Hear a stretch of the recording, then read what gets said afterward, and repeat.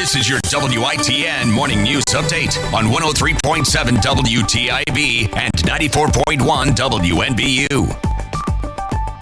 Good morning. Time now 7:05 on this Monday morning. We got the latest news headlines from WITN, WITN.com. I'm Manico Brack. We start off in Pitt County. Greenville police say they have given the all clear following an alert urging residents in a certain area to stay indoors after an overnight burglary. Officers say they have determined there is no immediate threat to campus and normal operations may proceed. Police have sent out an alert overnight asking College Hill residents to stay indoors as they search for an armed burglary suspect. They say it happened around 2 a.m. at the home near 900 block of East 10th Street.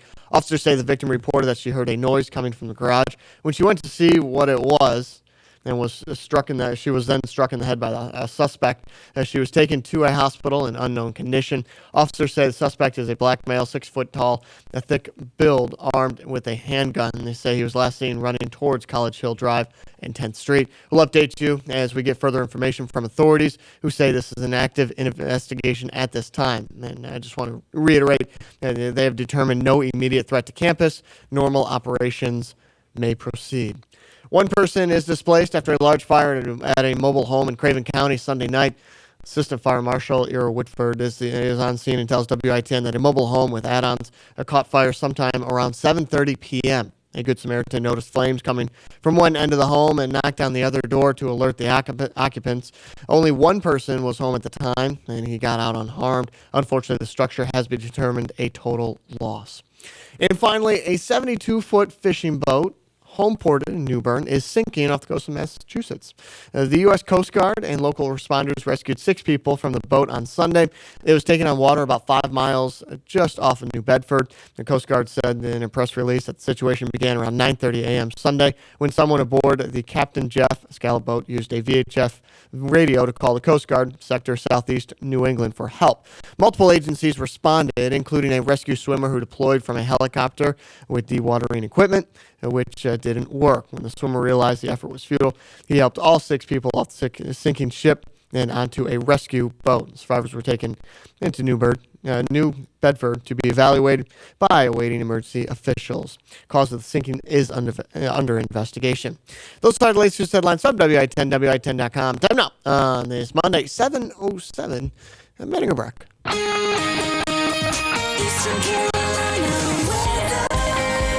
Sunny and chilly for your Monday, highs in the low 50s. For tonight, clear skies with temps down to near freezing with lows around 31 degrees. For your Tuesday, plenty of sunshine, but chilly again, a high of just 54 degrees, 33 for the low tomorrow night. And for your Wednesday, 61 degrees for the high with lows in the mid-40s. Right now, a chilly start to your Monday, 30 degrees in Greenville, 30 in New Bern. Talk of the town Monday, the 21st day of November 2016 on 103.7 WTIB and 94.1 WNBU. Eastern North Carolina's truck headquarters is East Carolina Chrysler Dodge Jeep. We have over 100 new Rams in stock. That's the largest in Eastern North Carolina. If you're in the market for a new truck, now is the time. It's the Black Friday sales event now through November 30th. Buy now and get 20% off MSRP on select new Ram trucks. East Carolina Chrysler Dodge Jeep. Across from the Cracker Barrel in Greenville. That's a tough shot. You're right. Can't bear to look.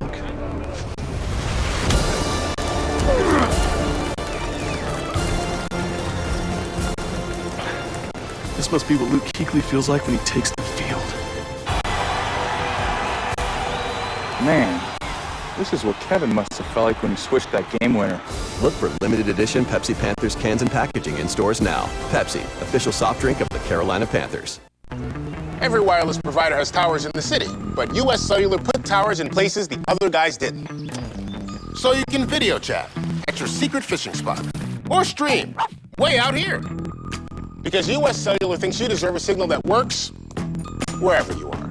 U.S. Cellular, a stronger signal in the middle of anywhere. Visit Real Wireless, your local U.S. Cellular authorized agent in Ahoskie, Williamston, and Windsor for the best deals in wireless and great service on a network that works in the middle of anywhere. Pirate Nation, your ECU men's and women's basketball teams return to the court with their second doubleheader of the season this Sunday, the 20th. The men tip off first against Stetson at 1 p.m. followed by the women's team at 3:30 when the Pirates battle SEC opponent Auburn. Get your tickets today by calling 800-DIAL-ECU or go online at ECUPirates.com. Join the undaunted crew this Sunday at Minges Coliseum when the Pirates face the Hatters and the Tigers. Top Dog Academy is Eastern North Carolina's complete dog training facility. Top Dog provides an excellent environment for dogs of all ages with training services and work week daycare. Top Dog is located on Highway 43 South, just 4 miles from Bells Fork, and features a comfortable, healthy environment and a spacious facility for daycare and a brand new, beautiful facility for training. Call 752-8215 or visit TopDogOnline.com. Come on out Highway 43 South to Top Dog Academy, where we know dogs. My prescription refills. My son's shot records. My doctor's appointments. My lab results. My parents' care. My chart. Vidant My Chart.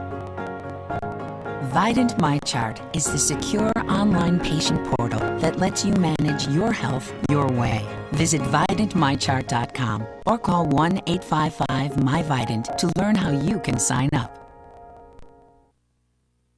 The American Music Awards at the box office this weekend. Fantastic Beasts and Where to Find Them earning $75 million. The Harry Potter spin-off knocking Doctor Strange down to number 2 with Trolls at number 3. Dallas Cowboys quarterback Tony Romo is healthy again, but he is not the team's starter. A shining rookie named Dak Prescott's taken his job. Marathon meetings for President-elect Trump at his New Jersey golf course as he and his aides interview candidates. Gasoline prices are down. Regular, on average, costs $2.20 a gallon. President Obama is wrapping up his final foreign trip as president. A San Antonio police officer is dead after being shot in an ambush attack as he sat in his patrol car writing a ticket. Sabra Dipping has announced a voluntary recall of some of its hummus and other products, blaming possible listeria contamination. All right, good morning, everybody. There are your top news headlines for this Monday. No need for us to do a show. We're going to go ahead and take off now.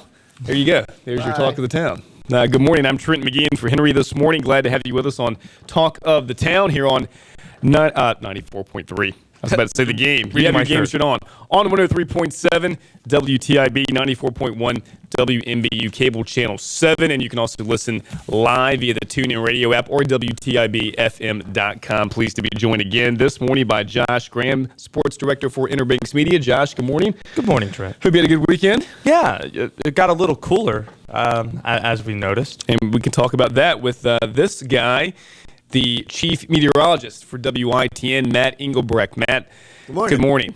Yeah. Speaking of that cold front that you made fun of me for saying that it really blew in on Saturday, but it did really, literally, it really blew in during the game.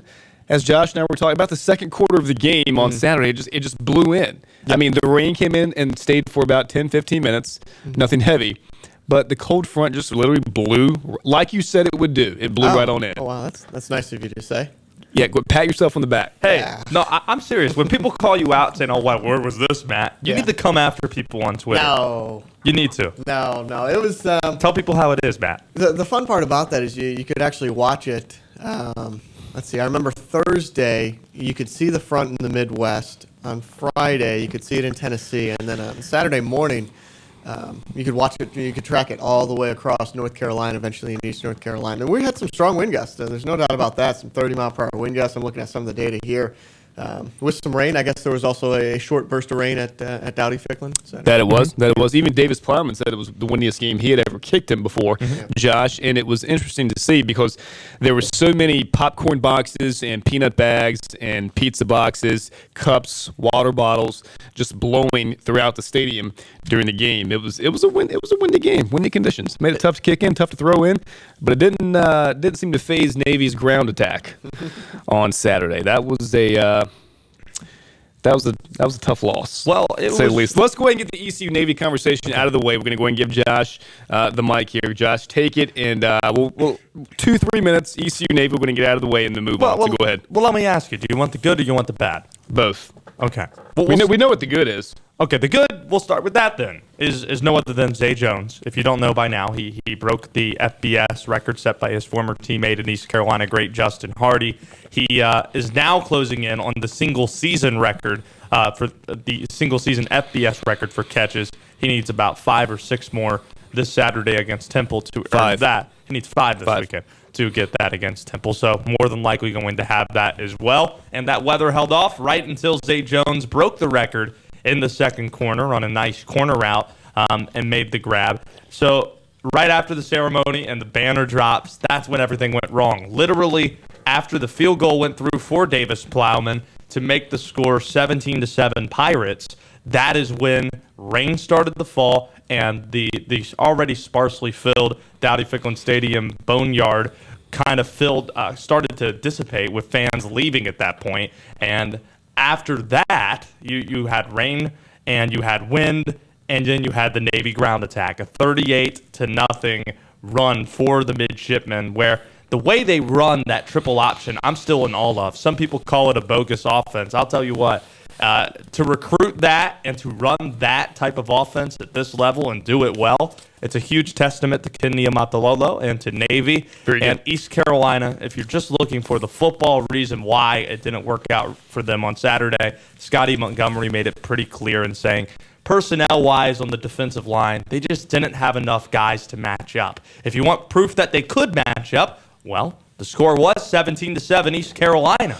But then depth wasn't there, and Navy just was relentless with the way they ran that offense. And when it rains, to use the pun, it pours. And Navy went on to win 66-31. Yeah, and that was a very good analysis of that game, and everything you said that happened indeed. And Navy was overpowered ECU in that game for sure. And it's fun to watch that offense run when it executes. It looks different, and that's the thing. That's the game we saw on Saturday is the beauty of college football. Why I love college football more than the NFL personally, where you have such contrast in the way offense is ran. Where East Carolina, they'll run up-tempo, they will throw the ball most plays, and that's how they'll move down the field. Navy running that triple option, you rarely get that. 3 teams in major college football run it: Georgia Tech, Army, and Navy. And that's what makes it unique, and that's why I always love watching the triple option. And it's such a tough offense to defend for any football team. And yeah, it's assignment football, but you have to tackle well. You have to take good angles if you're defensive backs when they attack the outside, which I did not think ECU did a very good job of in that. I thought the defensive backs just took horrible angles in that game and attempted to make tackles. Then they come back at you in the interior, and they run it so well. ECU was just overmatched. The defensive line could not handle Navy's offensive line, and Will Worth is a good quarterback. And Josh, what really, I hated to see this, Navy I thought the second half of the game felt like they could throw the football, which you don't see Navy do very often. They felt confident enough in Will Worth in their passing game to throw the football over the top against ECU's defensive backs, which, in my opinion, did not have a good game. ECU closes the season out at Temple this weekend. And let me just get something else out of the way, too, and say, if it were Ruffin McNeil, this team would also probably be where it is right now, 1-6 in the American. And I say that with all due respect. This football team, even if Ruffin McNeil were here or any other coach were here, I don't see the record being that much better, because I got some text over the weekend. Oh, mow this, mow that. Shut up, okay? All right. The decision was made a while ago. Move on from that. It doesn't matter who would be here at the helm right now. This football team just lacks a lot of talent in key areas on the team. It's going to get better. Be patient with Scotty Montgomery, okay? Be patient with him. Be patient with Jeff Comfort and trust in the decision he's made. But I'm getting so tired of hearing the fact that, hey, if Ruff was here, yes, it would. It just would. And I hate to say that, but this football team this year, Josh, we talked about it preseason. We didn't expect this team to win any more than maybe 5 games. Well, if they won 5 games. I had to give people perspective, not to look and pat myself on the back. I said when East Carolina was 2-0, that I expected them to win at South Carolina and then go 6-6. And everyone's like, well, if East Carolina starts 3-0, there's no, of course we'll go 6-6. And then I think they underestimated how good this conference was and how complete this conference is, where before the year everyone thought it was just going to be Houston and that's it. now you have a Navy, and Houston's probably not even going to be in the conference championship game. But to respond to those people who are still referencing the decision Jeff Confer made last December, it seems like there's a lot more of those than there were fans in the stand on Saturday, which says something else altogether. That is true. But the thing they need to realize is where they need to locate where that frustration's coming from. It's not from Scotty Montgomery. It's not the fact that they expected to win this year. It's more so the fact that they think the reset button was pressed unnecessarily and pressed too early. Because if it was a situation, say like what NC State's going through right now with Dave Doran, where they haven't won in the last 3 or 4 years consistently, and then they fired their coach and had a new guy, they would be a little bit more patient with the process because they hadn't won in such a while. For East Carolina, they had a top 25 season and were a team that was very good in 2013 as well, going and winning a bowl game. All of a sudden, 1 year where you're a kick away from making a bowl game, you fire your coach and you're at this point. So it's very easy to make those blames. I agree with you. I think with Ruffin McNeil, you'd still see that downward trend, and you probably have a coach who would be dismissed after this year, if you're being completely honest. Getting it out of the way, getting your own guy in there, that's what Jeff Confer decided to do, and that's what he gets paid to do, to make the decisions that are best for his program. And if you are running an athletic department at East Carolina, the football program is king, and you got to make sure that that's trending right and that you have your own guy in there. So again, I'm not blaming them for him. In terms of wins that East Carolina could have won that they didn't this year, I thought they should have won at South Carolina. And I thought that the game against UCF was winnable, or excuse me, Cincinnati was winnable. So if you look at those, maybe you get those two, but then you're still sitting at 5 wins, which doesn't get you to a bowl game. Right. So the best the Pirates can finish now is 4-8. And Temple this weekend will close things out for the 2016 edition of ECU football. There was some good news on the back. Well, let's go to Zay Jones first. Then we'll get this. If you care to chime in, we're going to give you until 7:25 to get the ECU Navy conversation out of the way. 252-561-8255. We're not going to spend much time on this. But Zay Jones, I want to say this. Not that Justin Hardy didn't, because he did handle the situation very well, but I'm so glad Zay Jones is the person that set the record. As I saw over the weekend on many Twitter posts and things I read, he's a great ambassador for East Carolina, and on and off the field, he is such a good person. And Zay Jones handled everything about the situation so well, so mature. The way he thanked ECU, the way he keeps referencing and did so before the game this weekend, the fact that he's going to miss playing in Dowdy-Ficklin so much. He's such a great person to win and to set a record like this because of the way he handled himself and the situation. Nothing but a class act. Nothing but a class act. That's very well put. In 1 hour, we'll be joined by Shelley Binniger, the Associate AD at East Carolina, who has played a role in the marketing process of East Carolina and promoting what Zay Jones has done to people like the Bolitnikoff Committee, which has included the East Carolina receiver into its semifinalists, and also for just letting people know what Zay is accomplishing this season. It is, I'm not going to call it a burden that Zay carries, because it's not that, but it is a level of responsibility and pressure that he has handled with absolute class. And I think I've talked about on this show before the conflict that exists with Zay, which is very hard to really grasp, where you have somebody who is breaking an FBS record in catches, one of the top records you could have as a receiver, yet you're playing for a team that isn't really good, not going to a bowl game. Usually you associate the best players with playing for the best team. Right. And that's just not happening this year. So after every single game, when you go and talk to Zay, and it's always team, where, oh my gosh, man, you just went and caught 22 balls, and he's barely getting words out of his mouth because he's so disappointed that they had lost that game. And that's what's happened numerous times. And the way he handled that's just, I'm not sure if I could have done it. I doubt I would be able to. Speaking of Shelley Binniger, I was walking right out of the Murphy Center with her and Zay on Saturday after the game. And right outside the Murphy Center, there was a ton of fans and kids waiting to see Zay. That's what they're there for. And right as we went to approach the door, Zay saw right through the window a small girl with a sign that had Zay's name on it. And he had a big smile light up on his face. He said, "Look at this girl." He opened the door, he said, "Hey, sweetheart," gave her a hug, and took selfies and photos with all the fans that were right outside the Murphy Center. And that's just the type of person he is. Yeah. You get beat on your senior day by 25 points, and you still have a big smile on your face, and you're granting all these fans and taking all these photos. I mean, if that doesn't say what type of person he is, I don't know what else does. And that's.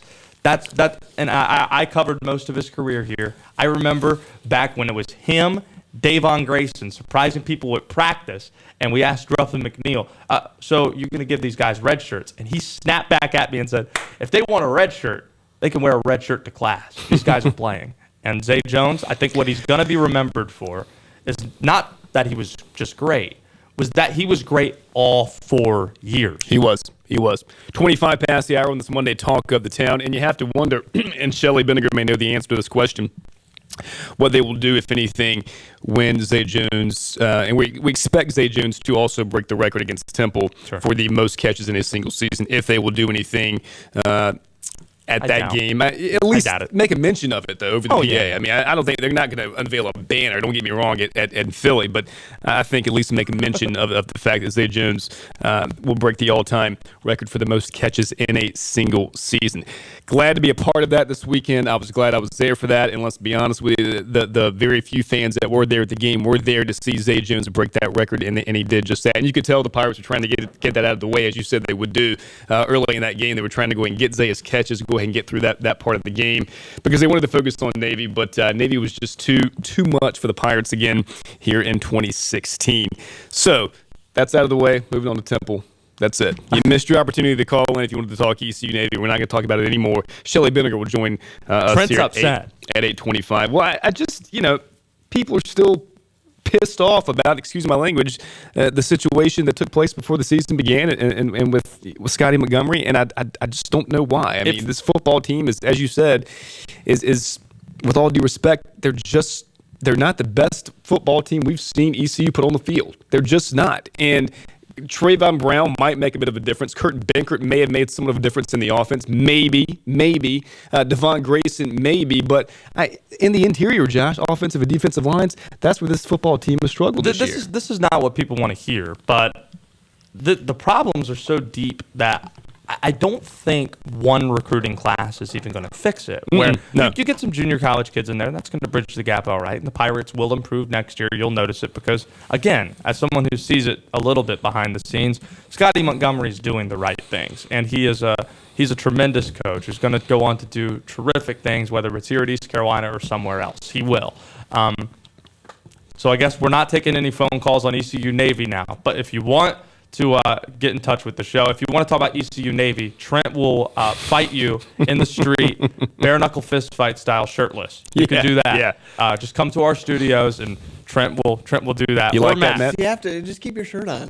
You like that, Matt? Understand why no, you can't bare knuckle fist fight without. I mean, you got to go shirtless. No, anybody can, but Trent should keep his shirt on. Right. We don't need that. Isn't that the requirements for a bare knuckle fist fight in the street? I believe you have to have it. You have to go shirtless. I think you do. In other news, over the weekend, the State Board of Elections on Sunday rejected a request from Governor Pat McCrory's campaign to take over election protest reviews, instead setting a 10 a.m.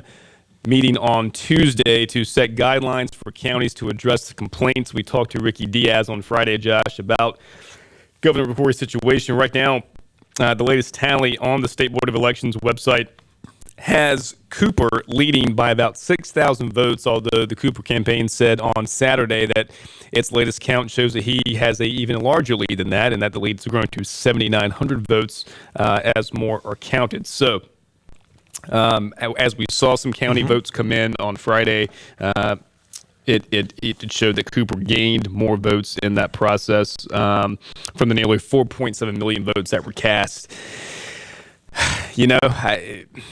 It's just kind of dragging on now. We're at that point where it's kind of like, okay, when is this going to be over? I don't know. It doesn't look good for Governor McCrory. It doesn't look good for Governor McCrory. That it hasn't ever since Election Day, where there's a small glimmer of hope with all this, and you do raise the appeal to 52 counties like they did last Friday. But as we talked about with Ricky Diaz, they're going to exercise and exhaust every single outlet they have to try and see where exactly the election was and get the most accurate tally of things. So I don't know how long that's going to take. They didn't give us a timeline. So that leads me to believe that this is probably going to be something that goes right into the middle of December. At what point, at what lead does Cooper need to have for McCrory's camp to say, all right, we've seen enough, we're going to call this? Well, it may not be to everything's in. And I don't know the answer to that question.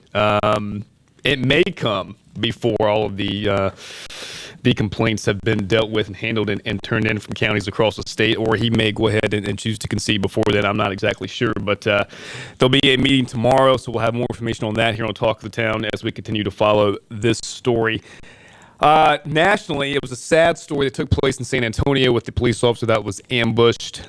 They got that suspect. If you're just now tuning in and you saw that story on Sunday, I heard coming in this morning that they did find that suspect, or they believe that the person that that police were involved in a shootout with, and who is now deceased, is the person that was responsible for shooting that police officer in San Antonio, who had pulled over a car and was writing a ticket. It was just a routine traffic stop. Then a vehicle pulls up behind this car. Person walks out to the passenger side of that vehicle, shoots twice through the window, striking that officer. A very sad story, and just another case of a police officer shooting. This one now in San Antonio, and you hate to keep seeing stuff like this. I don't, there's never, throw motives out. I mean, who cares? It's just so wrong to do when you see stuff like this, and it just makes you sick to your stomach that people are out there doing this to law enforcement. It's equally as sad as the ones we see with the other way around. If it's someone who's unarmed, sure. And the only reason I bring that up is because it comes to show you that this is not a problem with police, and it's not specifically a problem with people as well, but more just the relations between both of them that needs a problem, or that needs fixing to a problem. Where my dad's in law enforcement, and I have cousins who are police officers as well. My dad's been a policeman for nearly 20 years, and every time I see a police officer in Greenville or anywhere else, I thank them for what they do, because I get what kind of courage it takes to do that job, and what kind of challenges it faces as well, especially nowadays, where how much pressure is put on police officers themselves. So it does sadden me to see these things, and there is a problem, and you just got to find out where it's at. And in my opinion, it's more in trying to find that space and find that balance between police officer and that relationship with the people. And I don't know what the solution is, but there is some issue in this country with the relations itself between the two that needs mending. No doubt about that. It's 32 past the hour on this Monday Talk of the Town. We'll go ahead and hit a few sports headlines here for you, and we'll come back with the news update. On the basketball court on Sunday, Caleb White scored 22 points, and Andre Washington, he broke out on Sunday. He had 21 and 16 as ECU defeated Stetson 73-50. The Hatters, the Stetson Hatters. What a great nickname. They scored 112 points on Friday and lost. And then they scored 50 and lost. Yeah, they shot the ball terribly in the second half. The win gave seventh-year head coach Jeff Lebo his 102nd win, with the Pirates tying Tom Quinn for the most victories in the school's Division I era. The Pirates improved to 3-1 and return to action tomorrow against Florida A&M in their second game of the Savannah Invitational. ECU's women suffered their first loss of the season, falling to Auburn 61-52. Other college basketball scores: top-ranked Duke beat number 21 Rhode Island 75-65 to win the Hall of Fame tip-off tournament championship. Luke Kennard led the Blue Devils with 24 points in that one. Number 22 Creighton beat NC State 112-94 in the Paradise Jam tournament. NFL action from Sunday: Steelers over the Browns 24-9. Cowboys improved to 91 with a 27-17 win over the Ravens. I mentioned this score because Matt's here. Lions 26, Jaguars 19. Still in first. Buccaneers. Yeah, Buccaneers head off the Chiefs 19-17. Giants over the Bears 22-16. Patriots over the 49ers 30-17. And the Redskins thumped the Packers 42-24. Tonight, the 6-3 Texans will take on the 7-2 Raiders in Mexico City. What do you think about the NFL playing these games? Of course, we've seen the games on Sundays in London, now in Mexico City.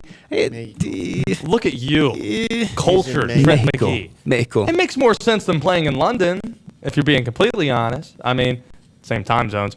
And also, yeah. I mean, there's that. But these two teams fit well, where there's actually a lot of what we learned in Mexico, Raiders fans that are down there, and Houston geographically makes sense. So I have no problem with it. I think it's going to be a great venue tonight. I also think it's going to be a good game because Houston's sneaky good.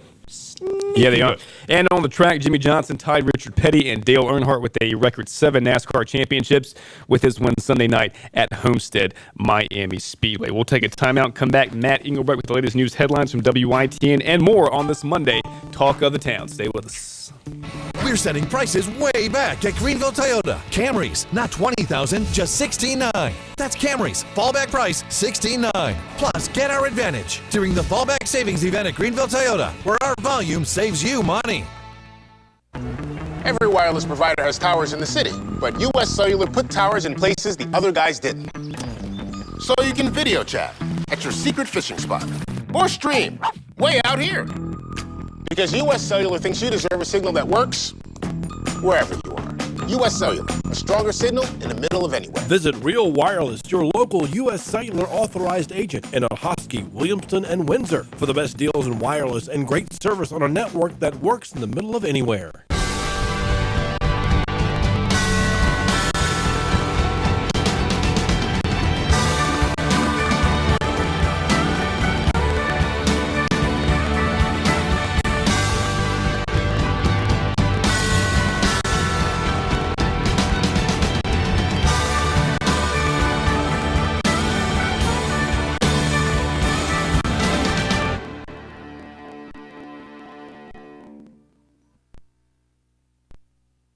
I'm Matthew Sessions, General Manager at Washington Chrysler Dodge Jeep Ram. We're planning on breaking sales records this month because the end of the year means huge savings for you.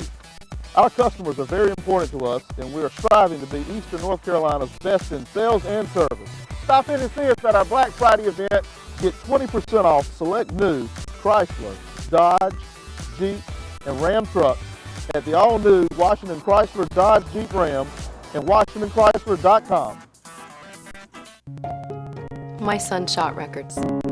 My doctor's appointments. My lab results. My parents' care. My chart. Vidant My Chart. Vidant MyChart is the secure online patient portal that lets you manage your health your way. Visit VidantMyChart.com or call 1-855-MyVidant to learn how you can sign up. That's a tough shot. You're right. Can't bear to look.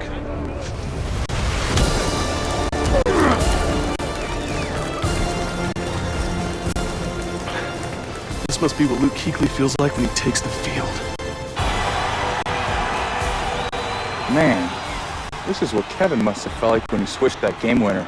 Look for limited edition Pepsi Panthers cans and packaging in stores now. Pepsi, official soft drink of the Carolina Panthers.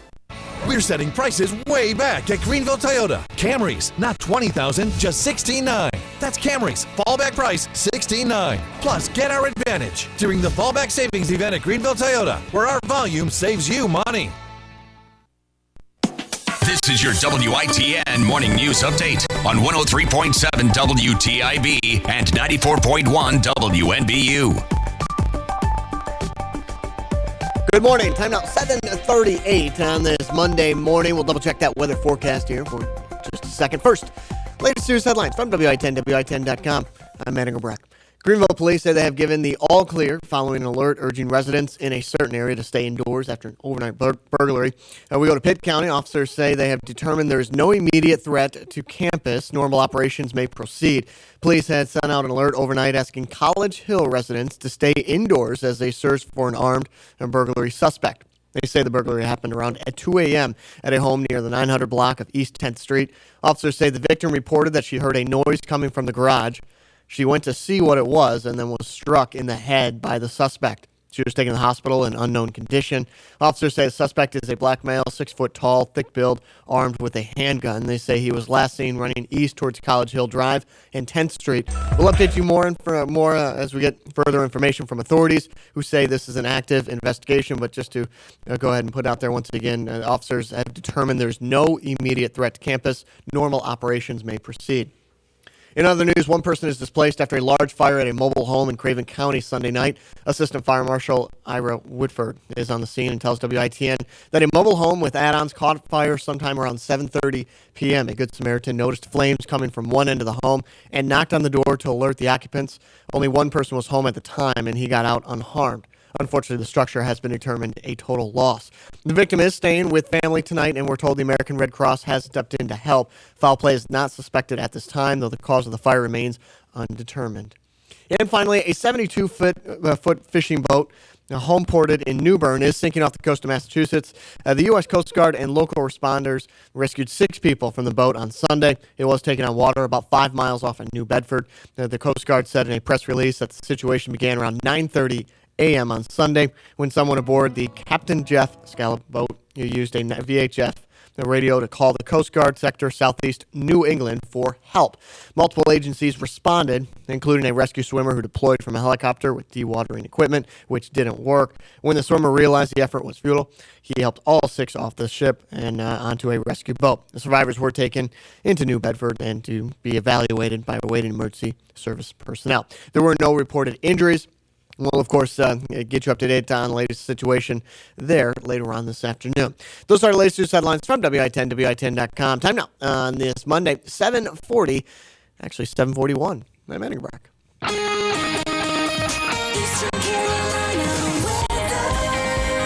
Reading the weather becomes intimidating with Matt Engelbrecht sitting right next to you. All right, so it's going to be sunny today. That's the good news with highs nearing about 52, but it's going to be chilly tonight as expected, clear with lows around 29 degrees. Tomorrow, sunny as well with highs near 53, mostly clear skies with lows dropping down to about 30 Tuesday night as well, with Wednesday being sunny as well. Right before Turkey Day, we're here on a Monday edition of Talk of the Town. News and weather brought to you by Suddenlink, and Thanksgiving football is almost here with all the rivalry games you may need to record a few of those. With Suddenlink's Any Room DVR, you can record from any TV and watch from any room. Their play, pause, and rewind feature ensures you won't miss a single play on Thanksgiving Day. Suddenlink's HD TV gives you access to hundreds of TV shows, video on demand, and pay-per-view. Get 50 meg internet, TV, and home phone for just $79.95 a month with a 2-year guarantee. That's 3 powerful services for one low price. Make the switch. Call 866-432-1184 today or visit Suddenlink.com for more information. On-demand movies coming out this week: Hell or High Water, Hands of Stone, Kubo and the Two Strings, and Mechanic Resurrection will be coming out this week, so you can check out some of those on demand. Again, Suddenlink.com or call 866-432-1184. It is Thanksgiving week, and in case you were in the need or you need a few tips for your Thanksgiving dinner, here's one you can keep in mind coming up for Thursday. Need some advice treating your guests to a great Thanksgiving dinner? Here's a tip. Make sure if you have any teens attending the family dinner that you ban cell phones from the table. Well, everyone, let Grandpa carve the turkey. I'm gonna use my new electric knife. Oh, I think I just cut off the tip of my finger. Turn off the knife, Grandpa. Oh, no. Are you getting this? I'm streaming live. This is classic. Turn off the knife. This has been another Thanksgiving dinner tip. There you go. You never know what could happen on Thanksgiving Day, but the phones are always out. Everyone should know that now. Don't do anything you shouldn't do. And don't let your grandparents use electric knives to cut the turkey. But if they do, you may want to get that on camera. Yes. If you can. It's 43 past the hour on this Monday Talk of the Town. More TOT on the way. Stay tuned. Eastern North Carolina's truck headquarters is East Carolina Chrysler Dodge Jeep. We have over 100 new Rams in stock. That's the largest in Eastern North Carolina. If you're in the market for a new truck, now is the time. It's the Black Friday sales event now through November 30th. Buy now and get 20% off MSRP on select new Ram trucks. East Carolina Chrysler Dodge Jeep. Across from the Cracker Barrel in Greenville. Every wireless provider has towers in the city, but US Cellular put towers in places the other guys didn't. So you can video chat at your secret fishing spot or stream way out here. Because US Cellular thinks you deserve a signal that works wherever you are. US Cellular, a stronger signal in the middle of anywhere. Visit Real Wireless, your local U.S. Cellular authorized agent in Ahoskie, Williamston, and Windsor for the best deals in wireless and great service on a network that works in the middle of anywhere. I'm Matthew Sessoms, General Manager at Washington Chrysler Dodge Jeep Ram. We're planning on breaking sales records this month because the end of the year means huge savings for you. Our customers are very important to us, and we are striving to be Eastern North Carolina's best in sales and service. Stop in and see us at our Black Friday event. Get 20% off select new Chrysler, Dodge, Jeep, and Ram trucks at the all-new Washington Chrysler Dodge Jeep Ram and WashingtonChrysler.com. That's a tough shot. You're right. Can't bear to look.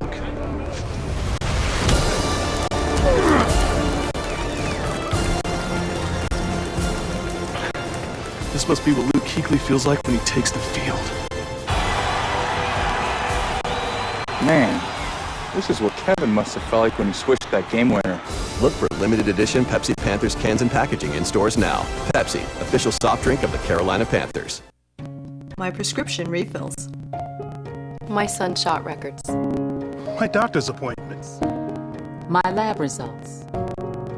My parents care. My chart. Vidant My Chart.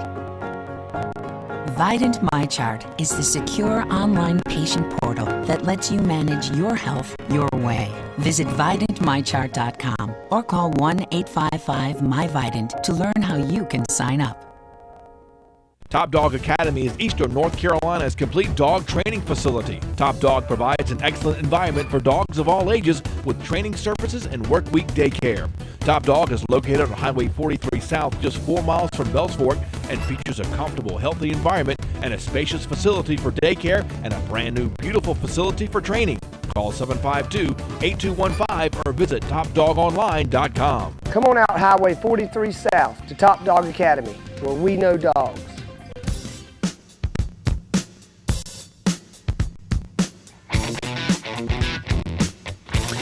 Did you know that grocery store shelves are filled with products containing phosphate? Pastries, bread, cheese, ice cream, frozen potatoes, toothpaste, and other everyday items are better because of the phosphate, or mined and processed at Potash Corp. Aurora. When you're cooking, check the labels. You'll quickly see phosphate is an important nutrient to our daily lives. Potash Corp. Aurora, helping nature provide. It is 6:13 before the top of the hour on this Monday Talk of the Town. Trent McGee, Josh Graham, Matt Engelbrecht with you. I want to thank the guys in the studio for being here today. Michael Buscemi, Mark Rizzo, Thomas Waybrecht. Thomas, great job by the band on the Superheroes music theme on Saturday. That was fun to see.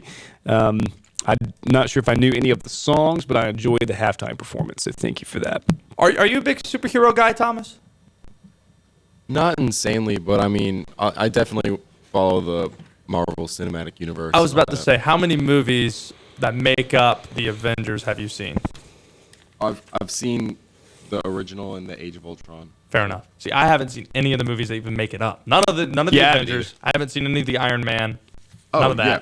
I was an extra in Iron Man 3, actually. What? Yeah, they filmed so it in you've Wilmington. seen it. You were an extra? Yep. I got you because your family lives in Wilmington, right? Yeah. Every time I'm in here, we always learn something about Thomas. You never know what you might find out. Every time. I saw someone over the weekend, Thomas, who referenced you that you've never met before, but they just hear you on the show and they talk about the band guy that you guys. That's what they call him, Thomas, the band guy. Who's that band guy you guys have on the show? That's Thomas the intern. Guy, Thomas the intern. That should be like a Twitter handle for you. The band guy. TOT band guy. I like it. Yeah, I like get it. on that. Don't forget Shelley Benninger coming up in hour number 2, the Associate AD for ECU for External Affairs and something else. It's a long title. A lot of stuff. And so Shelley does a great job, and we're glad to have her on this morning, coming out to talk more about the marketing behind Zay Jones And again, congratulations to Zay Jones. You can follow Zay on Twitter. It's at Zay Jones. Give Zay a shout out. Let him know you're thinking of him and congratulate him again for his big record-breaking performance on. It was a career day for Zay, not just the record-breaking game and catch, which was the catch was 388. Of course, he went beyond that and caught 12 balls on the day, but it was a record-setting day for Zay. 212 yards. 212 yards, which was his career high.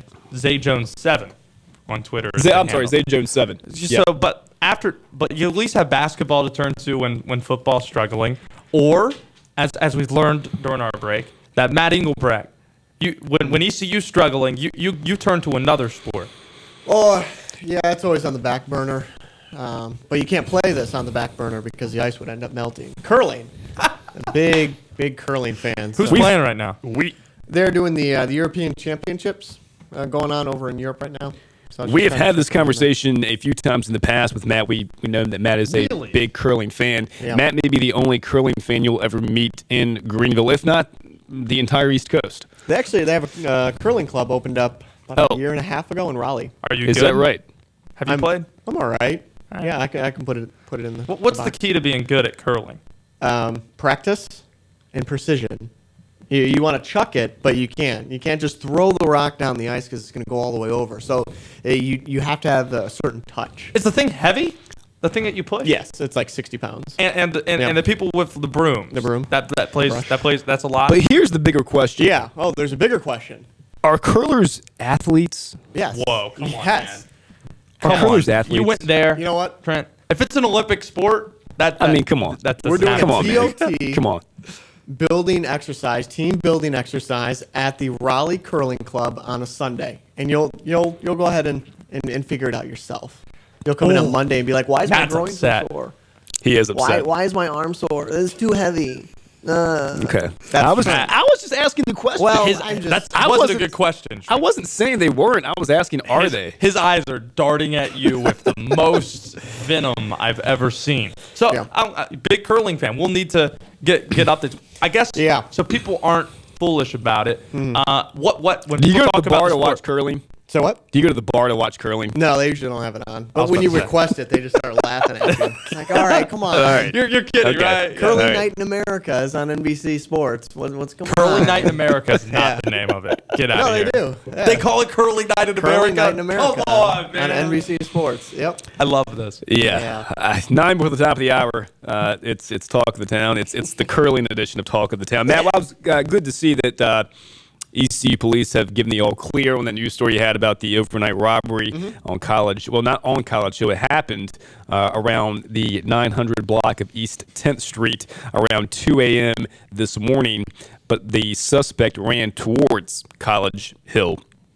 Officers say the suspect is a black male, 6 feet tall, thick build, armed with a handgun, and GPD will also, or I'm sorry, the ECU police will get further information as it comes in. It's an active investigation at this time. Glad to know that no one was injured in that robbery or that burglary, and that all clear has been given for the areas along College Hill. It's always it's just scary. I hate to see those kinds of things happen at any time, but it's the holidays, and you start to see more of these kinds of things happen around the holidays, Thanksgiving and Christmas. So, and I want to also give a big shout out this morning to the Greenville Police Department, who made the arrest over the weekend in connection with a string of armed robberies that took place.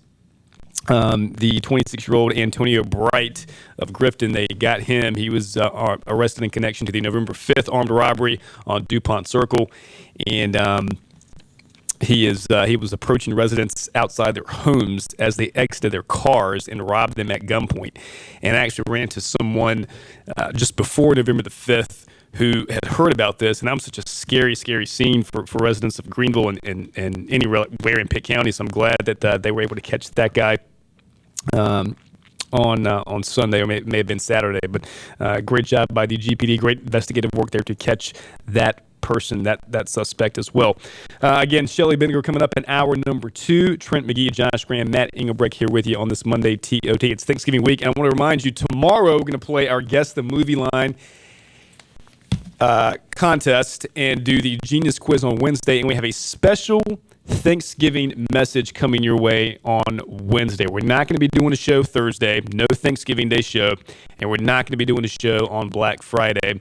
But we have a special Thanksgiving message coming your way from the former chancellor on Wednesday. You haven't heard this yet, Josh. I haven't. This I don't know what you're is talking a about. classic Thanksgiving Day message, and it's one that you want to carry with you to back home to you and your families on this Thanksgiving holiday. So stay tuned for that, and that's going to be coming up on Wednesday's show.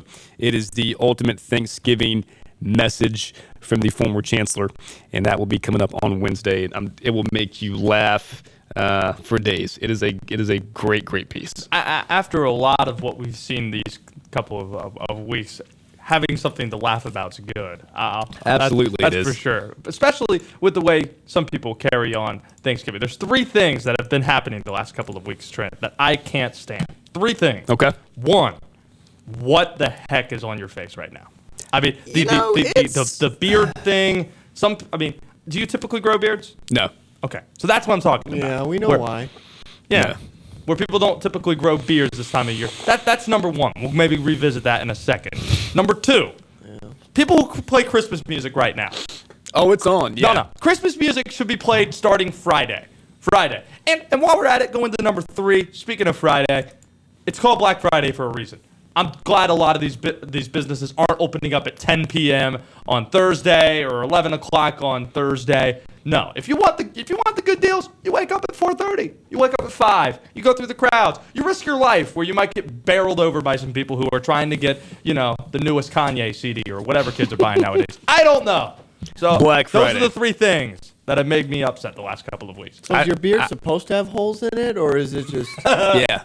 I'm still working. This is new for me. I'm still working on this. It's a work in progress. Sure I don't know where to take it at this point. Yeah. I need to trim it and kind of manicure it. What's the lady saying? I don't think that'll help. The only lady that matters is my wife, and she is not happy with it. Yeah. She doesn't like it. Yep. No. But I have ran into some ladies who are just friends who say, "Oh, it looks good on you." So I might keep it on at least for the end of November. Yeah, I'm someone who typically doesn't grow beards either, and after about a week of seeing just, hair growing in weird places on my face, I just said, nope, I punted. You punted. That's it. Hey, I want to remind you that the Country Mart in Stokes is now the home of Hot Stuff Pizza, and that started on Friday, back last Friday, and Country Mart, again, is now the home of Hot Stuff Pizza, the Stokes location of Country Mart on Highway 903, and you can go out there and check it out yourself. Other food items there at Country Mart include hamburgers, hot dogs, Champs Chicken, including fried chicken, nuggets, wings, etc. Check them out. The Stokes location of Country Mart on Highway 903. Hour number 1 is in the books on this Monday Talk of the Town. We'll be back for hour number 2. Shelly Vinegar coming up at 8:25 this morning, so stay tuned for that and more on this Talk of the Town. We're setting prices way back at Greenville Toyota. Camrys, not $20,000, just $16,900. That's Camrys. Fallback price, $16,900. Plus, get our advantage during the Fallback Savings event at Greenville Toyota, where our volume saves you money. My prescription refills. My son shot records. My doctor's appointments. My lab results. My parents care. My chart. Vidant My Chart. Vidant MyChart is the secure online patient portal that lets you manage your health your way. Visit VidantMyChart.com or call 1-855-MyVidant to learn how you can sign up. That's a tough shot. You're right. Can't bear to look.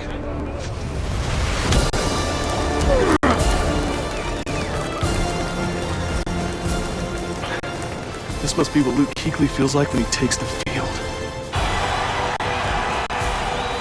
Man, this is what Kevin must have felt like when he swished that game winner. Look for limited edition Pepsi Panthers cans and packaging in stores now. Pepsi, official soft drink of the Carolina Panthers.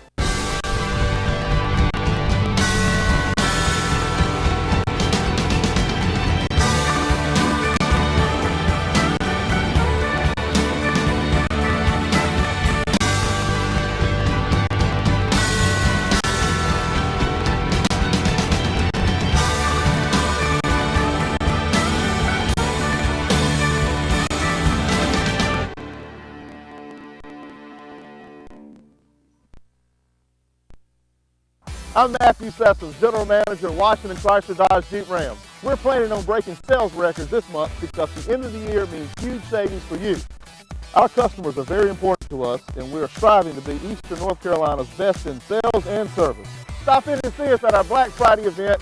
Get 20% off select new Chrysler, Dodge, Jeep, and Ram trucks at the all-new Washington Chrysler Dodge Jeep Ram and WashingtonChrysler.com. Wireless provider has towers in the city, but U.S. Cellular put towers in places the other guys didn't. So you can video chat at your secret fishing spot or stream way out here.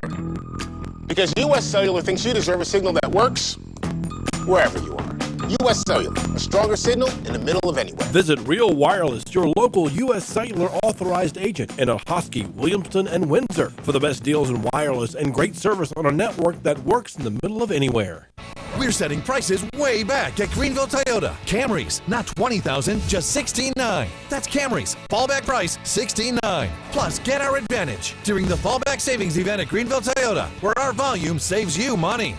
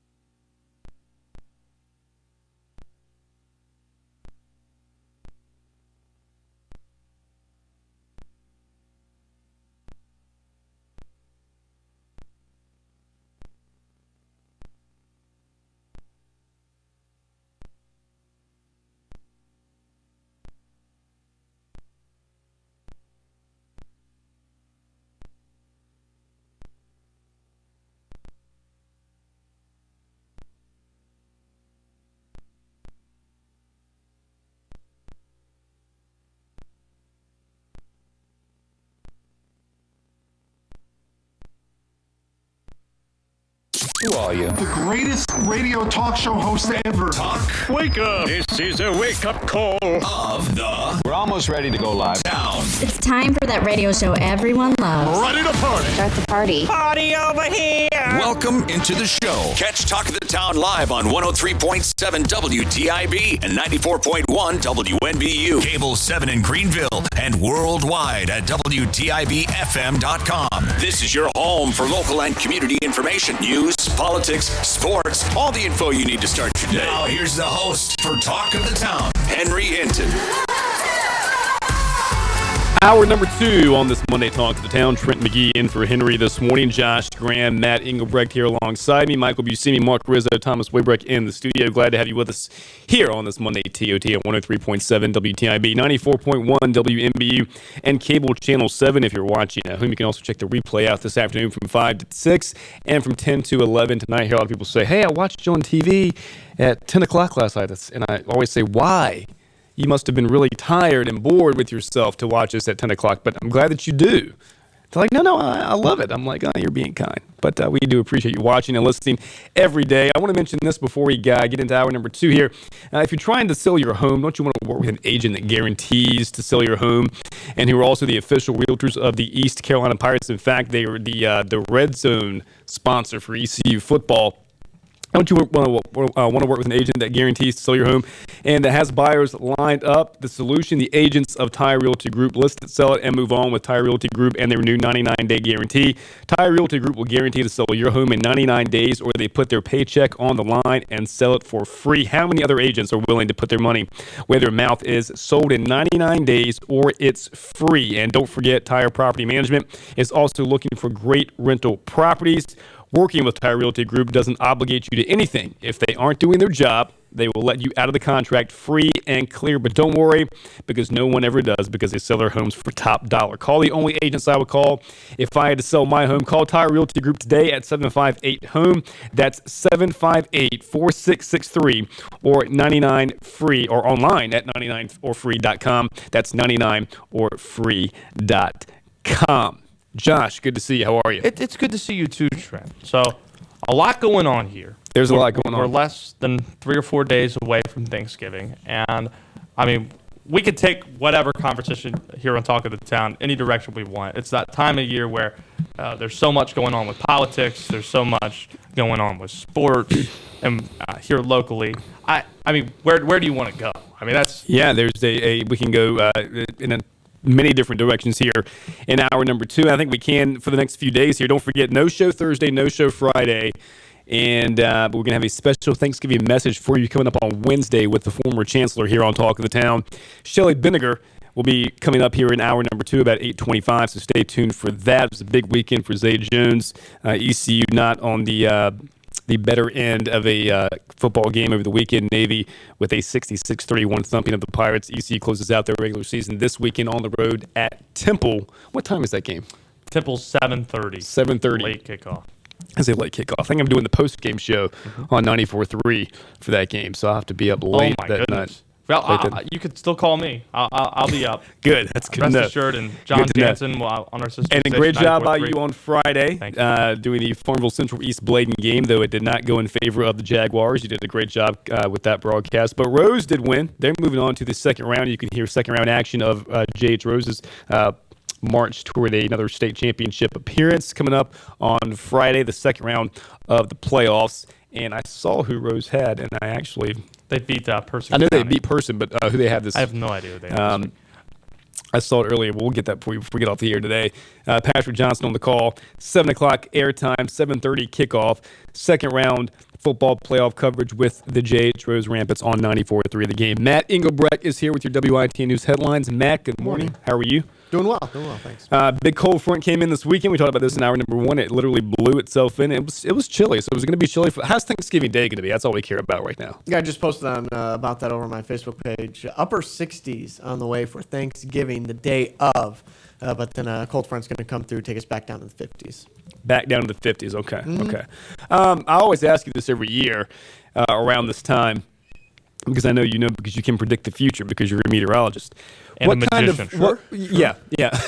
Well, what are we looking at for how this winter's going to be this year? I mean, in any big snowfalls we could see here in eastern North Carolina? Perhaps after Christmas. I know it won't be on Christmas. We never get those. But, I mean, January, February, what are we looking at snow-wise? Yeah, from what I've been able to see, we had a weak La Nina. That is actually, it looks like it's coming to an end. But anytime you get one of those big global circulations, it helps define what could happen in your area. So I'm thinking it is going to be slightly above average and wetter for eastern North Carolina, which always gives us a chance of maybe a snow or two. Sure. Okay. Yeah, you said it was wet last year. You said that. Yeah. We're going on 2 years. This is the wettest 2 years it's ever been. It's the wettest year it's ever been. And going to that last probably month or so, we've actually been pretty dry. But overall, as a whole, certainly a wet trend that we've had not only last year, but also the year before. Is there a reason for that? A lot of it has to do with we had an El Nino last year. El Nino last year, and then a little bit of the year before, which kind of pushes the jet stream around a little bit, which caused that. Yeah. There you go. Can even go into the direction of weather as well. Yeah. So, Rose will take on Hoggard, by the way. Wanted to mention that. Jays, Rose, and Hoggard in second round playoff coverage on Friday night. Did you guys see the front page of the News and Observer? Did you check this out this morning? I did about the Klan thing. Yeah, I didn't read the article, but I did see the headline of the In-N-Out this morning. It says, Klan's planned parade raises questions about white supremacists in North Carolina. Because this is the stuff that gets me, okay? Well, the week of the election, where Donald Trump was elected the president-elect, we see in our state, we see people wearing Klan memorabilia and paraphernalia all across our state and parts of our state, and it gives a bad reputation to what we're about. We need Republican leaders, conservative leaders, to be loud, boisterous, and calling this stuff out, because I think people have that misconception about this party, conservative and Republican Party, that this is something that somehow quietly that they endorse. Not endorse, but at least don't denounce. And I think this is a good opportunity. I know we see all this stuff, and that's all I could think of when I saw this headline, that this is a good opportunity, whether it's Trump or McCrory or anybody here in the state, to call out these acts and try to do away with this type of nonsense that sends us back to a time that thank goodness we progressed from. Well, Trump has tried to distance himself from this, from the Klan references and stories. And you're right. I think you'll see the left try to tie, things like this with the Klan to the Republican Party. And as you said, the best thing that Donald Trump or any conservative can do is speak out loudly against things like this and say, I don't support this kind of thing. I don't support those who support the Ku Klux Klan or anything like that. I don't know how you can, you can't get around or really stop them from having some sort of parade if they're going to have that. But inevitably it's going to be tied to the Republican Party. It just is. Right, but what you said is important. What they should do is speak out. What's easy to do, which is the thing that's so often done, is to blow it aside and not even acknowledge it. Where you think, if we don't acknowledge it, then we're not connecting ourselves to it, whatever. But if you go out as a conservative and a Republican leader and say, listen, I understand that the left is going to tag this on us. We hate when this stuff happens. It can't happen. We need to denounce it. And that's what I think needs to be done, because the thing that's easy is not what I just said. It's to do nothing and to ignore it. And that's what I think is problematic. You can't, because the left's going to bring it up. You as the right need to respond instead of ignore. Well, we'll see if they do. That headline is front and center this morning on the News and Observer. I wanted to mention, too, here, it's 13 past the hour, before we go to some news headlines. I saw this over the weekend, and we've seen so many, and it all started with Colin Kaepernick and his national anthem protest and kneeling, which led to other players kneeling, which led to other players at other levels of football, be it college. We saw it happen with the band here at ECU. We've seen it happen now with the high school level players kneeling when the national anthem was being played.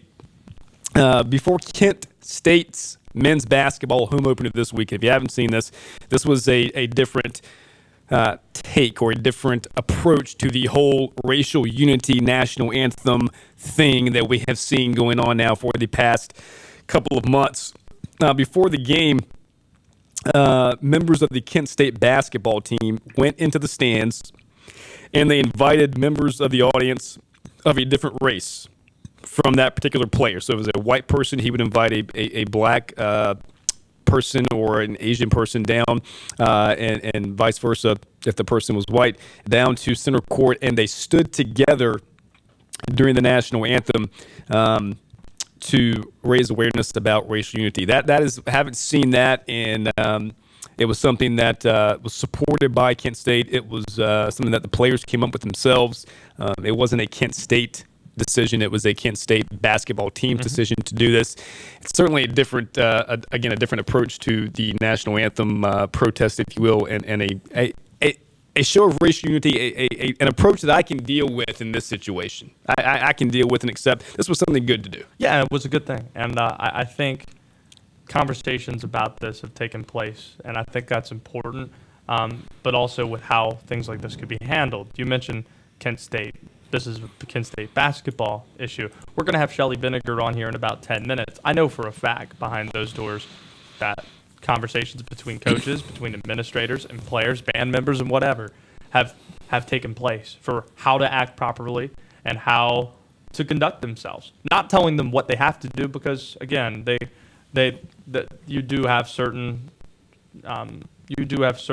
amount of responsibility and rights that you can protest if you so choose to, without facing punishment. But that's that I liked what Kent State did there. I think that's a way you could go about it and send the right message, where just the image and the snapshots alone that you see from Kent State kind of bring that message, and it's a powerful one.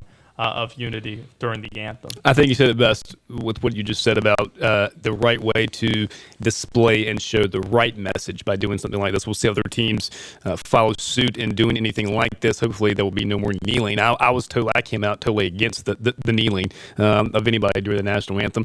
It's my own opinion, not that of Interbanks Media or Talk of the Town, but I was not for that. I thought that was just something that players should not do. On the other side of it, I'm someone who didn't really have a problem with the kneeling itself once Kaepernick went out and said that it was not anything about the military. And in fact, the kneeling itself was a compromise from what he originally did in sitting down and an honor to the Green Beret. And that's how they honored fallen soldiers. At that point, I mean, I'll never tell someone how to protest just as long as it's peaceful and it's within his rights, his or her rights, because we've seen it done so many times where it's violent and it's illegal where it happens. So as it didn't affect me once the military part of it was dismissed, I've just not really talked about it, and I've ignored it mostly after the fact.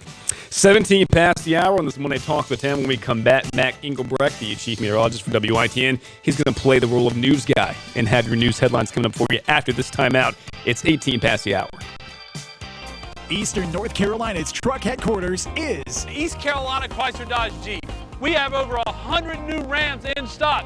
That's the largest in Eastern North Carolina. If you're in the market for a new truck, now is the time. It's the Black Friday sales event now through November 30th. Buy now and get 20% off MSRP on select new Ram trucks.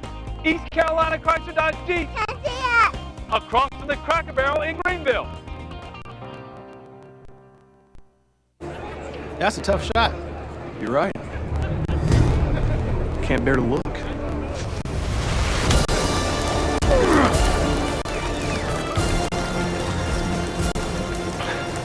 This must be what Luke Kuechly feels like when he takes the field. Man, this is what Kevin must have felt like when he swished that game winner. Look for limited edition Pepsi Panthers cans and packaging in stores now. Pepsi, official soft drink of the Carolina Panthers. Every wireless provider has towers in the city, but US Cellular put towers in places the other guys didn't. So you can video chat at your secret fishing spot or stream way out here. Because US Cellular thinks you deserve a signal that works wherever you are. US Cellular, a stronger signal in the middle of anywhere. Visit Real Wireless, your local US Cellular authorized agent in Ahoskie, Williamston, and Windsor for the best deals in wireless and great service on a network that works in the middle of anywhere.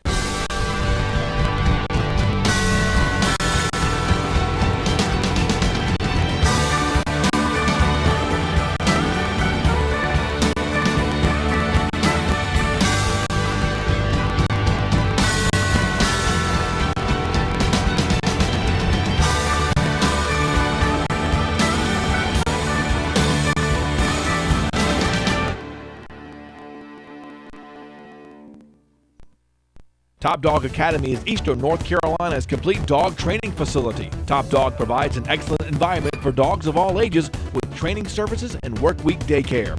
Top Dog is located on Highway 43 South, just 4 miles from Bells Fork, and features a comfortable, healthy environment and a spacious facility for daycare and a brand new, beautiful facility for training. Call 752-8215 or visit topdogonline.com. Come on out Highway 43 South to Top Dog Academy, where we know dogs. My prescription refills. My sunshot records. My doctor's appointments. My lab results. My parents' care. My chart. Vidant My Chart. Vidant MyChart is the secure online patient portal that lets you manage your health your way. Visit VidantMyChart.com or call 1-855-MyVidant to learn how you can sign up. This is your WITN Morning News Update on 103.7 WTIB and 94.1 WNBU. Good morning. Time now, 8:21 on this Monday morning. We got the latest news headlines from WITN, WITN.com. I'm Matt Engelbrecht. Greenville police, they have given an all clear following an alert urging residents in certain areas to stay indoors after an overnight burglary. We're in Pitt County. Officers say they have, quote, determined there is no immediate threat to campus. Normal operations may proceed, end quote. Police had sent out an alert overnight asking College Hill residents to stay indoors as they search for an armed burglary suspect. They say the burglary happened around 2 a.m. at a home near the 900 block of East 10th Street. And they say the officers say the victim reported that she heard a noise coming from the garage, went to see what it was, and was struck in the head by the suspect. She was taken to the hospital in an unknown condition. Officers say the suspect is a black male, 6 foot tall, thick build, armed with a handgun. They say he was last seen running east towards College Hill Drive and 10th Street. And we'll update you as we get further information from authorities who say this is an active investigation at this time. But just to reiterate, officers say they have determined there's no immediate threat to campus. Normal operations may proceed. In other news, one person is displaced after a large fire in a mobile home in Craven County Sunday night. Assistant Fire Marshal Ira Whitford is on the scene and tells WITN that a mobile home with add-ons caught fire sometime around 7:30 p.m. A Good Samaritan noticed flames coming from one end of the home and knocked on the door to alert the occupants. Only one person was home at the time, and he got out unharmed. Unfortunately, the structure has been determined a total loss. The victim is staying with family tonight, and we're told the American Red Cross has stepped in to help. Crews are still on the scene putting out hot spots, and Woodford expects the area roads to reopen within the next few hours. And finally, a 72-foot fishing boat, home port in Newbern, is sinking off the coast of Massachusetts. The U.S. Coast Guard and local responders rescued 6 people from the boat on Sunday. It was taken on water about 5 miles off New Bedford. The Coast Guard said in a press release that the situation began around 9:30 in the morning on Sunday when someone aboard the Captain Jeff boat used a VHF radio to call the Coast Guard. And multiple agencies responded, including a rescue swimmer who helped deployed from a helicopter with dewatering equipment, which didn't work. Survivors were taken into New Bedford to be evaluated by awaiting emergency personnel. There was no reported injuries, and the cause of the sinking is under investigation. Those are the latest news headlines from WITN, WITN.com. Time up on this Monday, 8:23. I'm Matt Engelbrecht.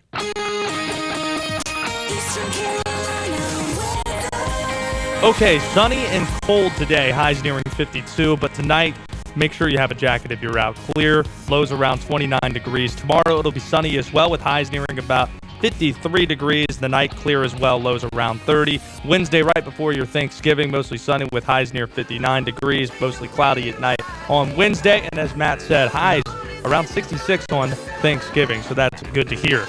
We're going to return conversation back to East Carolina athletics when we return from a break. Shelly Vinegar with the athletics department will be our guest.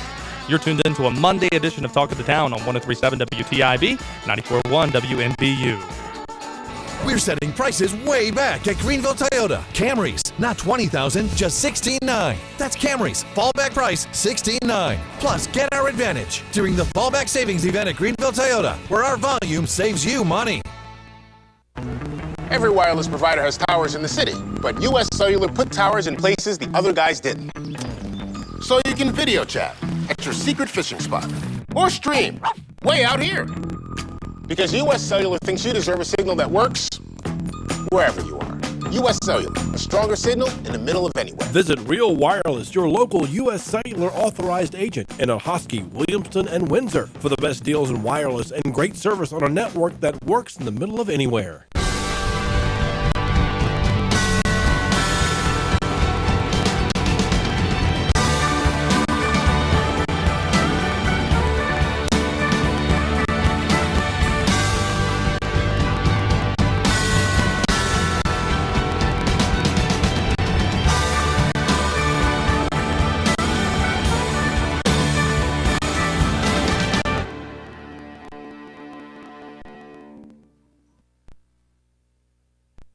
I'm Matthew Sessoms, General Manager at Washington Chrysler Dodge Jeep Ram. We're planning on breaking sales records this month because the end of the year means huge savings for you. Our customers are very important to us, and we are striving to be Eastern North Carolina's best in sales and service. Stop in and see us at our Black Friday event. Get 20% off select new Chrysler, Dodge, Jeep, and Ram trucks at the all-new Washington Chrysler Dodge Jeep Ram and WashingtonChrysler.com. My sunshot records. My doctor's appointments. My lab results. My parents' care. My chart. Vidant My Chart. Vidant MyChart is the secure online patient portal that lets you manage your health your way. Visit VidantMyChart.com or call 1-855-MyVidant to learn how you can sign up. That's a tough shot. You're right. Can't bear to look.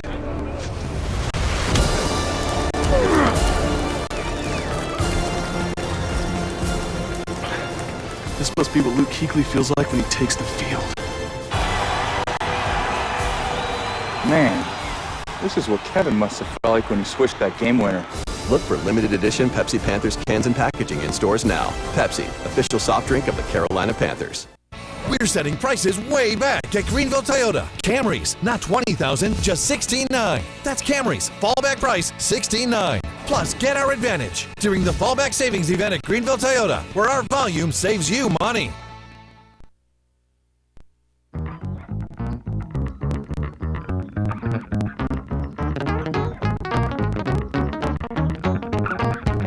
The talk of the town.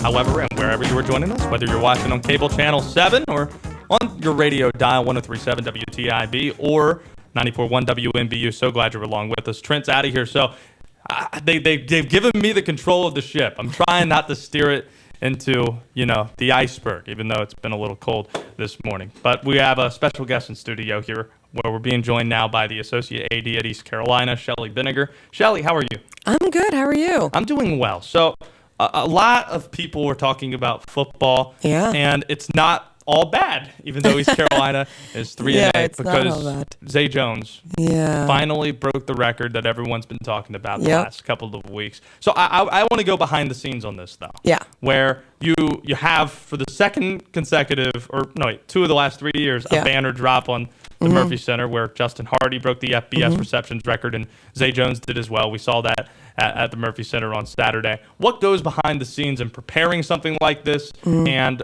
I guess having the moment that was such a great one in the second quarter at Dowdy on Saturday? Yeah, it's, we love when things like this happen, so it's fun and we get to do fun stuff, but it does take a lot of planning behind the scenes. And so actually that banner was up there for the SMU game. He needed 20 that game, and, when he has 22 at South Carolina and 19 against UConn, you're like, well, it could happen. So we had to have it up there. So it was up there for over a week, kind of hanging out a little bit. But we coordinate a lot with facilities on campus. And so the facilities and maintenance guys on campus are the ones on the roof. They had to drill grommets into the cement, at the top of the building to be able to hook it. They had to do that for Justin. So the good thing is it was already up there, the grommets and everything to work, and then get the banner made and get it up there. And it is quite heavy. So, we got to make sure it's anchored. And then we got a little concerned with the wind gusts on Saturday. So we had buckets at the bottom that ropes dropped down then to secure it against the building so that the wind didn't blow it and rip out and tear the banner already, although you'd like to think it withstands anything, it doesn't. And so little things like that. But when you're coordinating that stuff, you obviously have to talk to the head coach. And so somehow I got nominated to go up there and talk to Coach Mo about it. So coaches don't like to talk about records. They don't want to discuss that's No, going to don't. happen, but it's really hard to plan an on-field presentation that he's involved in without telling him. So I was like, hey, I know you don't want to talk about this. And he's like, what are we talking about? And I said, well, the record. He's like, I don't want to talk about it. I don't want to talk about it. And I was like, okay, well, then when I come get you, I need you to come into the middle of the field for presentation. And this was before the SMU game. He's like, look, do whatever you got to do. When it happens, just come grab me. And I was like, okay, I'm going to come grab you out of a huddle, like in the middle of the game. And he was like, yeah. It's fine. I'm like, okay. So on Saturday, we have our media relations guys are on a radio with us saying, okay, counting down. And there was a little bit of debate about the one catch on whether it was a catch or not. It was like a shuffle pass. Right. And we're like, does that count? Does that not count? We're trying to get the official Tom stats on that. McClellan with ECU was very, very clear as soon as it happened. I think I heard him say, catch. Yeah, that's a catch, and so everyone likes to debate it. I'm like, I don't have time to debate it. People like, that's a catch. It's in the book. So we need to be ready for it, which is great. So we coordinate with the officials. So pregame, we have a meeting with the officials, with the other team, because you want to let the other team know you're going to stop the game. And they're very, very nice about it, very gracious about it. And they're like, of course, it's a big record, no problem. You got to tell the TV truck you're going to do it. TV does not have to take a timeout. They could stay live, but they could take a timeout. They did not save live. They did not. They did take a TV break, which is fine. They recorded it and then showed it later. But you have to coordinate with them, letting them know what's going on and what time. And then obviously the officials, Tracy Jones was our head official. And so letting him know, hey, next change of possession, we need you to blow a dead, and all that kind of stuff. So it worked out well because we just kicked the field goal. So it was a good time to go to break. So I kind of start running down the field to grab Coach Mo.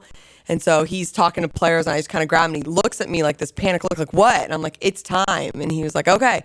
And all of a sudden we're standing there with Justin and Coach Mo, and I'm like, where's Zay? Like, where's Zay? Like, no one could find Zay. I'm like, where's Zay? And so I'm like yelling at people, like, where is Isaiah?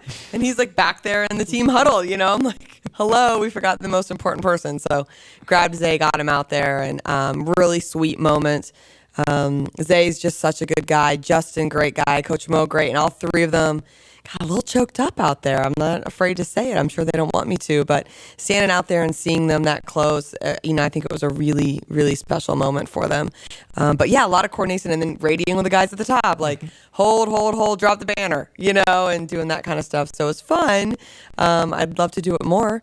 Would be great, but it is that hurry up and wait, and then all of a sudden everything goes really quickly. Shelly Binninger is with us on Talk of the Town. So two things. One, Scotty, as soon as you grabbed him, he seemed very noticeably to buy into it, and he's someone who really seemed to enjoy the moment, which is great to see from a first-year coach, someone to really want that for his player, because he talked about at his press conference last week and throughout the season how much Zay specifically, even though he loved the last coach who was here, Ruffin McNeil, really buying in and not having any level of resentment when he got here. Yeah, and that's important. Whenever a new coach takes over any program, the leaders on your team aren't going to be ones you recruited. I mean, the upperclassmen were recruited more than likely by someone else and then played for that person. And players develop a really special bond with their head coaches. I mean, they spend a lot of time.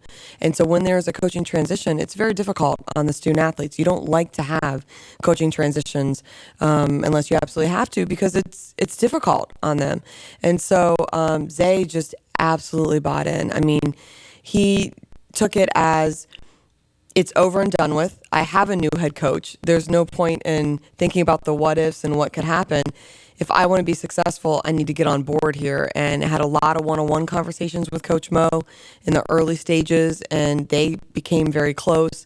And I think Coach Mo saw his potential as a leader on the field, off the field, and then he has such high character as a person that's exactly who you want representing your program. No doubt about it. And he's someone I think who has benefited the most in terms of having a coach that has an NFL background as a wide receiver, and also a wide receivers coach who coached in the NFL, and Phil McGagan prior to coming to East Carolina. Shelly Binninger's with us on Talk of the Town. So the other piece of it, though, was Justin, where Hardy, he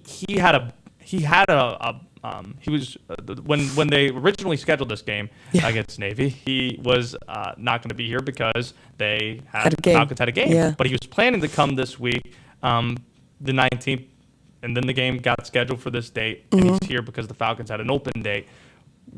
when did Justin become a part of this and getting him on the field with Zay? And, yeah, it and was Coach Mel? probably right after the hurricane. One of his, I don't know if you call them agents or people, one of his guys who works with him gave me a call and said Justin really wants to do something for his hometown. And now that the Navy game moved, he has a bye week. He'd like to sign autographs and have the proceeds go to the Red Cross. And I said, that's great. That'd be fantastic. And so all of a sudden it was like, wait, he's going to be here for what game? And he's like, the 19th, he has an off week. And I said, okay, I hate to talk about it, but Zay has a chance of breaking Justin's record that game if he doesn't do it at SMU. And I said, can you ask Justin, would he be good with that? And immediately Justin was like, of course I'm good with that. Like, so happy that if anyone's going to break my record, it's one of my teammates, so he was great about it. And so signed autographs before the game, right out at the Friday night at the Kickback Jacks. Friday night, and also then Mellow Mushroom that night after the game, went to Mellow Mushroom. And you love when you have a hometown guy that remembers where he's from and still wants to give back and be connected to Eastern North Carolina. And Justin's a fantastic guy also. And so he came back, and so I'm kind of standing on the sideline with him. And when Zay got to 5 catches, I said, Justin, I need you to stand right next to me now, and no more wandering off, because a lot of people were talking to him and wanting to get his autograph and getting pictures with him. I said, I need you right by my side now because I don't know when it's going to happen. And it took another probably 10 minutes, with the change of possessions and stuff, but I'm like, don't go anywhere. And so we're kind of standing there chatting, but Justin was, I'd say, obviously really happy for Zay. And I think that just shows his character too, that it's hard when someone breaks your record. I would imagine that you're like, oh, I'm no longer, the number one in that category, but he genuinely was just really supportive of it. And it's nice to see those two guys have these big hugs and have the moment that they had. And Justin was like, of course I'll be out on the field and give him the ball and be a part of that. And so I thought that was a really special time. You don't get to do that often when they break records. It's unique when I remember they were playing together and Justin referred to Zay as little brother. And, and I think Zay called him Big Pup. I mean, it's neat to see those two connected in history in that way. And for it to be done at East Carolina on Senior Day with Zay Jones' dad and his family mom there. in the end zone. I'm going to miss that family, Robert and Manisha Jones. Yeah. Robert being such a great player here. His younger brother flew in and surprised him. Levi, he didn't know he was going to be there, and his grandfather came in. He didn't know he was going to be there, and so really special time for Zay. And again, I give him a lot of credit because so many emotions. Senior Day alone is hard on those guys. He didn't break down once. Yeah, I mean, it's hard on those guys who think this is the last time I'm going to play in Dowdy-Ficklin. It's a hard thing for them to grasp. And then you add this record-breaking experience. You add Justin being on the field with him. You add his family coming in and surprising him, and all these things. And then for him to stay focused and to be able to do what he needed to do on the field, again, just shows what an amazing person he is. One of my favorite moments of the game was before the record was broken. There was a timeout, and Zay walked to the sideline. I'm not sure if you were next to Justin at this point, but he came over and gave Justin a big hug. Yeah. It was a pretty cool moment. He said, thanks for coming. Oh, is that what he said? Yeah, okay. I said, thanks for coming. And Justin's like, of course, man. Of course. And I was like, how polite. Like, you're so polite that you just came over and said that. Then the next play was a touchdown. Yeah, right. It worked out well. It was nice. And I remember when Justin broke his, he needed one to go to break the record, and we were throwing for the end zone at that point, and it ended up not happening on a touchdown pass. But so I was standing next to Justin when Zay had that touchdown, and I said, "Remember yours?" He goes, "Yeah, I wish mine had been in the end zone." He's like, "I remember not catching the ball in the end zone, for it." I said, "You remember?" He goes, "Right here," and he kind of points to it. He goes, "Right here on my back." Is where I caught the one that broke. I said, "That's right. That's right." So it was cute. But when when Zay caught the ball, I was like, "Man, I wish that had been for the record. That would have been an amazing moment." But can't quite coordinate all of that from where I am. Financially speaking, how much do these banners cost? A couple $1,000 on Worth this it? one. Yeah, definitely worth it. And I will say right now, thank you, Adidas. Adidas paid for that banner. So it was really great. Justin Hardy's we paid for. It's up there, and obviously switching over from Nike to Adidas. Adidas is doing we call it kind of a graphics refresh in all of our facilities, and so we're right now designing new graphics to go into our strength and conditioning center, in our basketball arena, everywhere where Nike is being shown. Adidas is coming in and saying, "Hey, we'll pay for it, but we'd like to change out these graphics," so which is great. So they said to us a while ago, we'd like that banner to come down. And we said, no, that banner's not coming down. Like, that's a record banner. That banner will come down when the record is broken. And so, no, because Justin has a Nike jersey on, they didn't want that banner up anymore. And that was one that we said, that's not negotiable. That banner stays until the record is broken.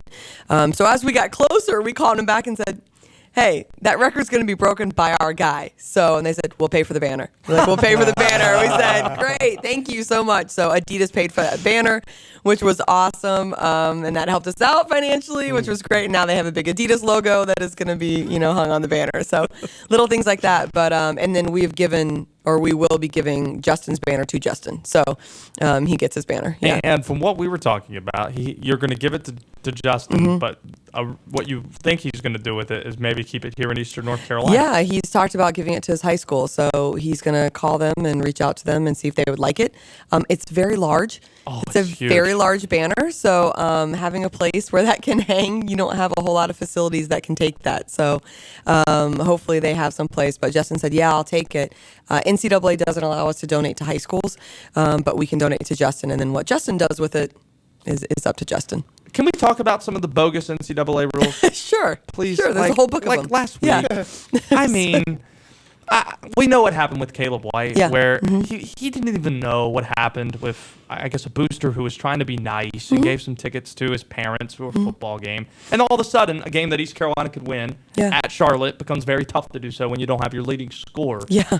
I mean, we talked with Caleb about it yesterday. He thought it was pretty harsh, and he was frustrated by it.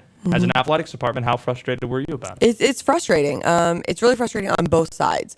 And this is what's hard, is that we do mandatory education with our student athletes on what you can and cannot accept, what you can and cannot do. So a lot of it is, I think the student athletes sit in there and think, yeah, we get it.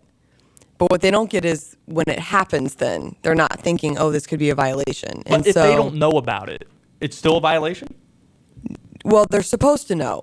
Okay. They're supposed to know they can't accept anything. Oh, right. So when we give them all this training and they're supposed to be paying attention, and then they're not paying attention, and then something like this happens and they say, well, I didn't know. You're like, well, you were in all these meetings when we told you, do not accept anything from anyone, So that's hard because you're like, Caleb, you're a senior. You've gone through this for 4 years, these mandatory trainings. And so you should know. But at the same time, a lot of that falls on us. Apparently, we need to do a better job on the training because they're not getting it. On the other side, we send out letters and emails and statements to all of our boosters saying, you cannot do this. Please don't do this. So every year, our boosters get letters and brochures talking about rules and compliance.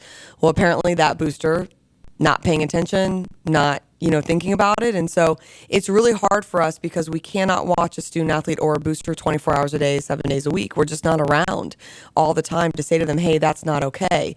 So we rely on them to police themselves. And when something like this happens, there are consequences. And so I think a lot of times boosters will say to us, it's just not a big deal. I was doing it out of the goodness of my heart. The intent is never the problem. The intent is always good. They don't